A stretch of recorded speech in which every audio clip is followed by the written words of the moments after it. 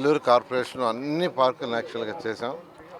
అయితే గత ప్రభుత్వం వాటిలన్నింటి నిర్నామం చేసి ఆ ప్లే ఎక్విప్మెంటు, జిమ్ ఎక్విప్మెంటు టోటల్గా స్పాయిల్ అయిపోయినాయి.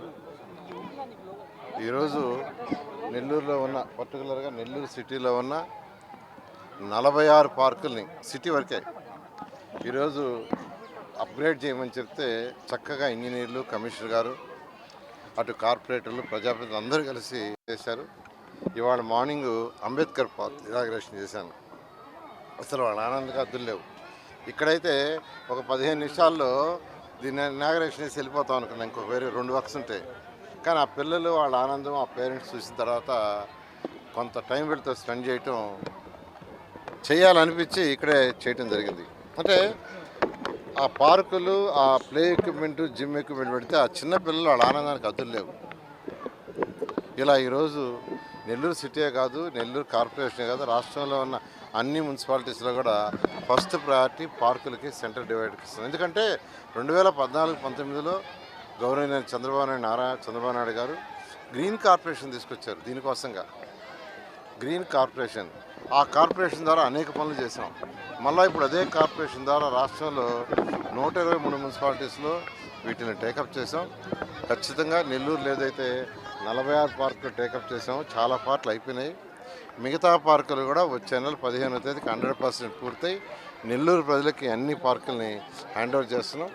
అదేవిధంగా 54 స్కూల్స్ సిటీలో ఉన్నాయి.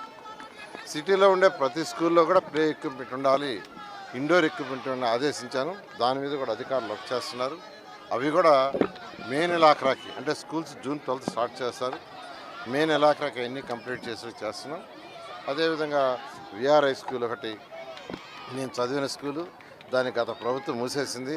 నెల్లూరు నడిఒడ్డులో ఉంటుంది. దాన్ని కూడా యాక్చువల్గా రెనోవేట్ చేసి పేదలు, నిరుపేదలకు యాక్చువల్గా విద్యార్థులకి ఒక మంచి క్వాలిటీ ఆఫ్ ఎడ్యుకేషన్ ఇచ్చే విధంగా చేయాలనే ఉద్దేశంతో ముందుకు పోతున్నాం. ఒకటే నెల్లూరు ప్రజలందరికీ చెప్పేది, రాష్ట్ర ప్రజలందరికీ, ఖజానా ఖాళీ, 10 లక్షల కోట్ల అప్పు. ఆ అప్పు తీర్చడానికే ప్రభుత్వానికి చాలా ఇబ్బందులుగా ఉంది. అయినా ముఖ్యమంత్రి గారికి ఉన్న అపార అనుభవంతో ఈరోజు ఒక్కొక్కటి ముందుకు తీసుకుపోతున్నారు. ఈ పెద్దలో కొద్దిగా ఓపిక పడితే ఏదైతే మాట ఇచ్చామో రాష్ట్ర ప్రజలకి అది 100కి 100 చేస్తామని. అదేవిధంగా నెల్లూరు సిటీలో నేను ఎమ్మెల్యే గెలిచాను కాబట్టి ఎలక్షన్స్ ముందు వీధి వీధి ఇళ్ళు తిరిగా. అప్పుడు ఏదైతే ప్రామిస్ చేసినా అవన్నీ కూడా నిలబెట్టుకుంటామని సవినయంగా తెలియజేస్తున్నాను. Thank you. మరెన్నో వీడియోల కోసం మా ఛానల్ ని సబ్స్క్రైబ్ చేసుకుని పక్కనే ఉన్న బెల్ ఐకాన్ ని క్లిక్ చేసి యాక్టివేట్ చేసుకోండి.